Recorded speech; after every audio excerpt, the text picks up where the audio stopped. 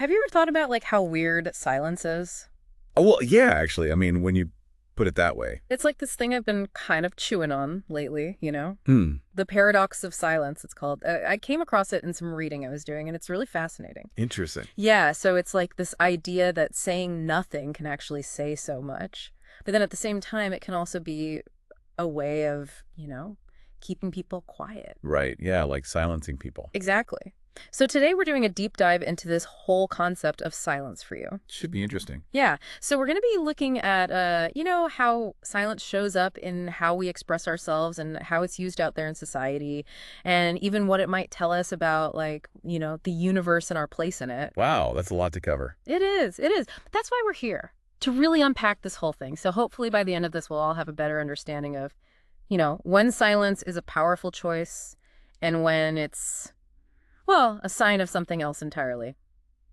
Something not so good. Yeah, something a bit more sinister. Exactly. So maybe the most interesting thing right off the bat is that, like, we tend to think of silence as just this empty space, like nothing there. Yeah, just the absence of sound. Right. But in doing the research for this, I found that it's not empty at all. It can be really active and meaningful. Yeah, for sure. Like even just a pause can completely change the meaning of something. Absolutely. And I think a really good example of this is grief. Like when you're really grieving, sometimes you just don't have the words, right? Yeah, you just can't even, words fail you. Yeah. And that silence, it's not like a void or anything. It's full of all this unspoken pain and loss. It can actually communicate more than words ever could. You know, I've experienced that myself. Like sometimes words feel almost disrespectful or like they just don't measure up to the feeling. Totally. And it's not just with these big, heavy emotions. Think about how silence is used in art and writing, like a pause in a piece of music. Oh yeah, or like the empty space around a sculpture. Exactly. Or like a line that's left unsaid in a poem. All these things, they create meaning, they make you stop and think. They give you space to fill in the blanks yourself. Yes. And even in things like meditation, that quietness, that silence, is how you connect with something bigger than yourself. It's interesting you say that because a lot of spiritual traditions really emphasize silence. Right. Like Buddhism and Christian monasticism, they have all these practices about quieting the mind. I guess it makes sense if you're trying to get in touch with some deeper truth. All the chatter in your head is probably not going to help. Exactly. So you see, silence isn't always empty. It can be a powerful way of expressing yourself, resisting something, or even just being present. What really resonates with you about this expressive side of silence? Well, I think for me, it's how intentional it can be. Like when someone chooses to be silent, it can have a huge impact. Yeah, I agree. But here's the thing. Silence isn't always a choice. Sometimes it's forced on people. That's true.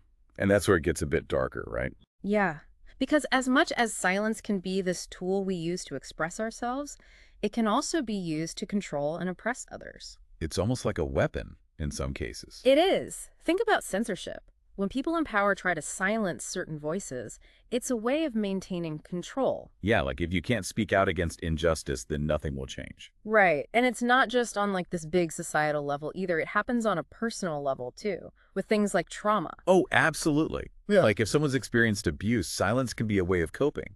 Yes, it can feel impossible to talk about what happened, but then that silence itself can actually prevent healing and moving forward. It can be a vicious cycle, Candid. It can. And then you see the same dynamic at play with political silence, like in countries with authoritarian regimes. Yeah, where people are afraid to speak out against the government. Exactly. And so this fear, this enforced silence, it becomes the norm. And it's like the absence of speech becomes this very real presence of oppression. It's really quite a paradox. It is. And it makes you wonder, like, how can you tell the difference between silence that's chosen and silence that's imposed? That's a great question. It's not always easy.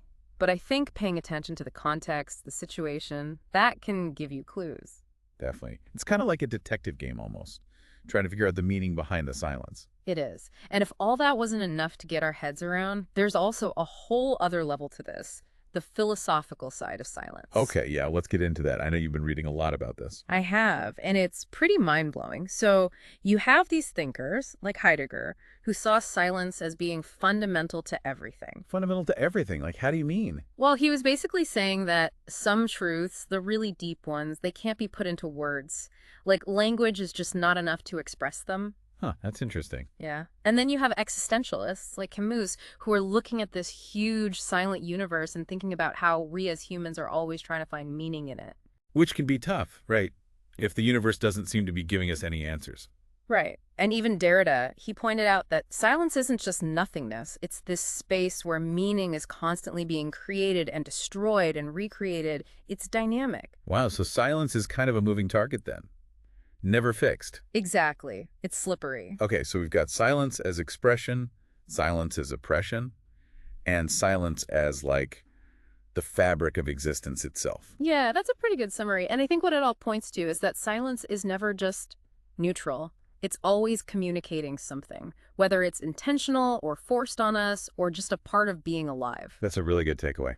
So as you go about your day, I want you to think about the silences in your life, the silences in the world around you. What might they be saying? What might they be telling you? Yeah, what are those silences whispering? Or maybe even shouting? Exactly. Maybe they're moments of quiet reflection. Maybe they're signs of pain that's being hidden. Or maybe they're even pointing to a power dynamic at play. That's definitely something to think about. It makes you realize how important it is to really pay attention to those moments of quiet. It does. It does. All right, that's all the time we have for today. Until next time, keep listening, even to the silence. And keep questioning what you hear or don't hear. Exactly. See you next time. See ya.